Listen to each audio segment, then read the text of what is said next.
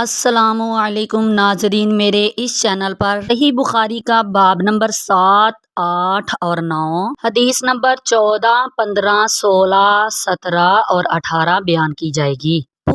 پوری احادیث سننے کے لیے ویڈیو کو اینڈ تک دیکھیں، اچھی لگے تو چینل کو سبسکرائب کریں۔ باب نمبر 7 حدیث نمبر 14 میں ہے کہ رسول اللہ صلی اللہ تعالی علیہ وآلہ وسلم سے محبت رکھنا ایمان میں سے ہے۔ سیدنا ابو ہریرہ رضی اللہ عنہ سے روایت ہے کہ رسول اللہ صلی اللہ تعالی علیہ وآلہ وسلم نے فرمایا، اس پاک ذات کی قسم جس کے ہاتھ میں میری جان ہے، تم میں سے کوئی مومن نہیں ہو سکتا جب تک کہ میں اس کے نزدیک اس کے باپ اور اس کی اولاد سے زیادہ محبوب نہ ہو جاؤں۔ اسی باب کی دوسری حدیث، حدیث نمبر 15، سیدنا انس رضی اللہ عنہ سے اسی طرح کی روایت مروی ہے، اور اس میں اتنا اضافہ ہے کہ نبی کریم صلی اللہ تعالی علیہ وآلہ وسلم نے فرمایا، اور تمام لوگوں سے زیادہ محبوب نہ ہو جاؤں۔ باب نمبر 8 حدیث نمبر 16، ایمان کی شیرینی کا ذکر۔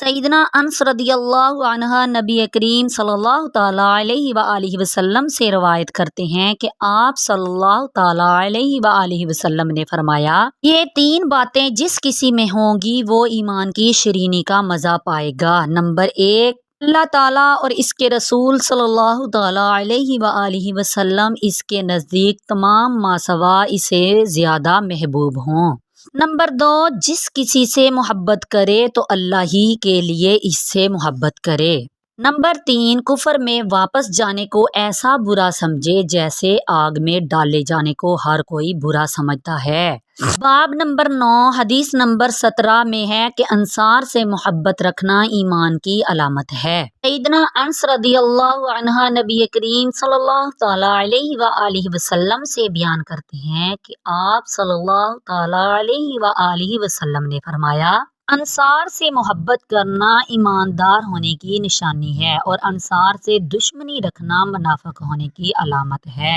اسی باب کی دوسری حدیث، حدیث نمبر 18 میں سیدنا عبادہ بن صامت رضی اللہ عنہ کہتے ہیں کہ رسول اللہ صلی اللہ تعالی علیہ وآلہ وسلم نے فرمایا، اس حال میں کہ آپ صلی اللہ تعالی علیہ وآلہ وسلم کے گرد صحابہ کرام رضی اللہ عنہ کی ایک جماعت بیٹھی ہوئی تھی کہ تم لوگ مجھ سے اس بات پر بیعت کرو کہ اللہ کے ساتھ کسی کو شریک نہ کرنا، اور چوری نہ کرنا، اور زنا نہ کرنا، اور اپنی اولاد کو قتل نہ کرنا، اور نہ ایسا بہتان کسی پر باندھنا جس کو تم دیدہ دانستہ اپنے ہاتھوں اور اپنے پیروں کے سامنے بناؤ، اور کسی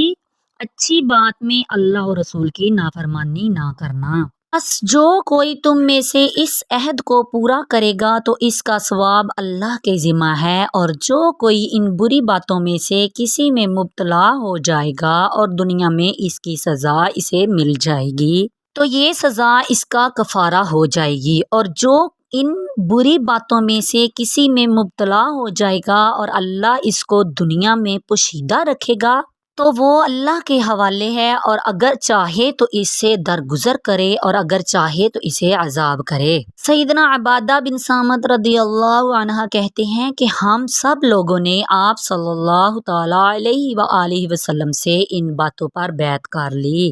آمین۔ اور میری آنے والی ویڈیو میں صحیح بخاری کی حدیث نمبر 19، 20، 21، 22 اور 23، باب نمبر 10، 11 اور 12 بیان کیا جائے گا۔ اور میری روز احادیث سننے کے لیے ویڈیو کو لائک کریں اور چینل کو سبسکرائب کریں۔ شکریہ۔